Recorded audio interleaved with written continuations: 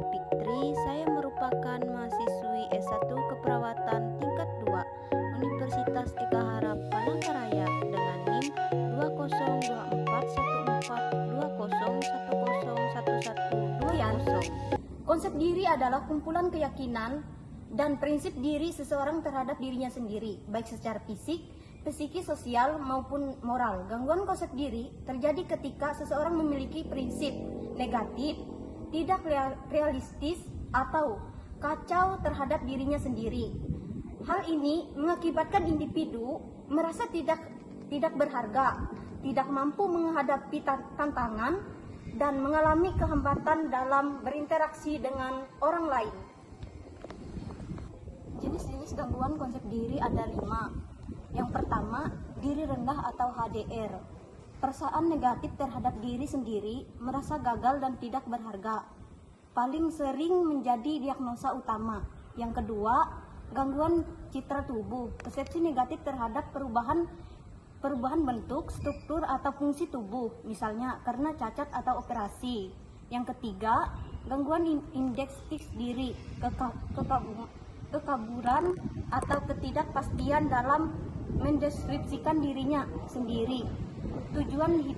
Seperti tujuan hidup, nilai atau peran.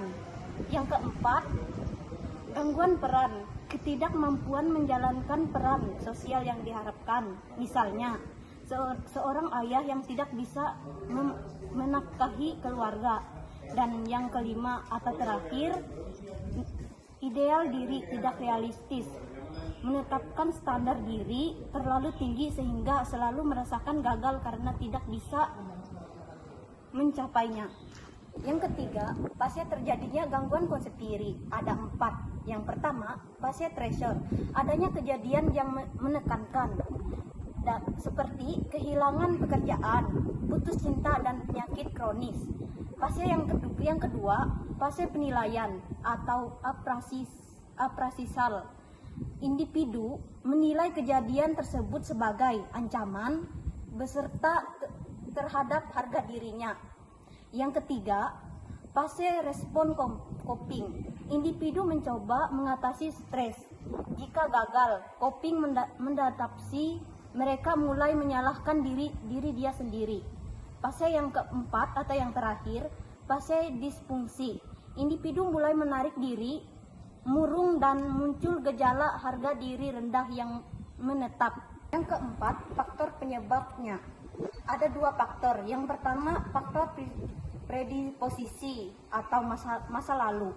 Penolakan orang tua, kegagalan berulang, atau tuntutan keluarga yang berlebihan. Faktor yang kedua, faktor persipatis atau pemicu. Kehilangan anggota tubuh, kehilangan pekerjaan, atau perubahan status sosial. Yang kelima, fase terjadinya. Ada 3, yaitu stresor, munculnya kejadian yang menekankan harga diri. Yang kedua, coping adaptif. Individu menggunakan cara salah untuk mengatasi masalah, menyalahkan diri sendiri. Fase yang ketiga, disfungsi. Individu mulai menarik diri dan gejala gangguan konsep diri menetap.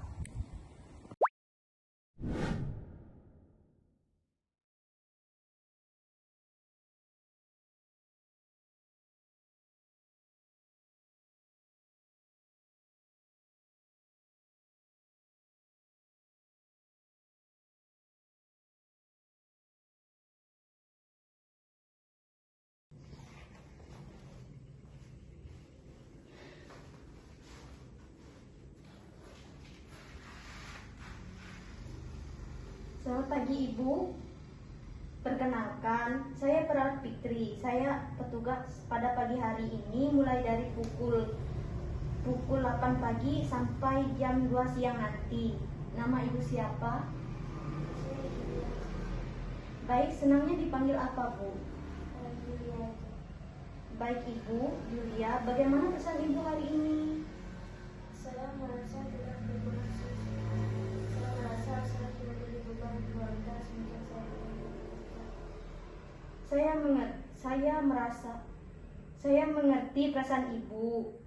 bagaimana kalau kita ngobrol tentang kemampuan dan kegiatan yang masih bisa ibu lakukan?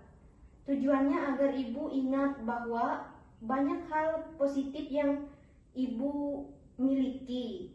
Kita ngobrol di tempat lain aja ya, Bu. Ibu Julia, coba ceritakan apa saja kegiatan yang biasa ibu lakukan di rumah dulu. Saya tidak bisa apa-apa, Sus.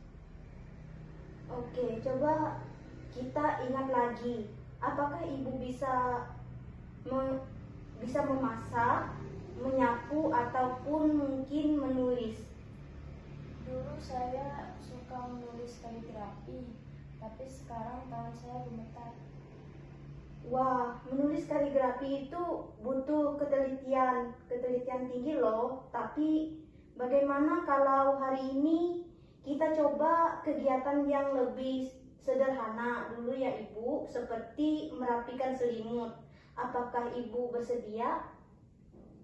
Boleh, Sus. Baik, bagaimana perasaan Ibu Julia setelah kita merapikan selimut tadi? Ternyata saya masih bisa melakukan sesuatu dengan rapi. Betul sekali Ibu. Ibu masih punya kemampuan yang baik. Nah, bagaimana kalau kegiatan ini kita masukkan ke jadwal harian Ibu? Ibu maunya jam berapa melakukannya lagi? Jam 7 aja, Sus. Baik, jam 7 pagi besok ya Ibu. Iya, Sus. Bagus. Besok jam 10 kita ketemu lagi untuk mencoba kemampuan Ibu yang lainnya. Sampai jumpa besok ya Ibu. Iya, Sus.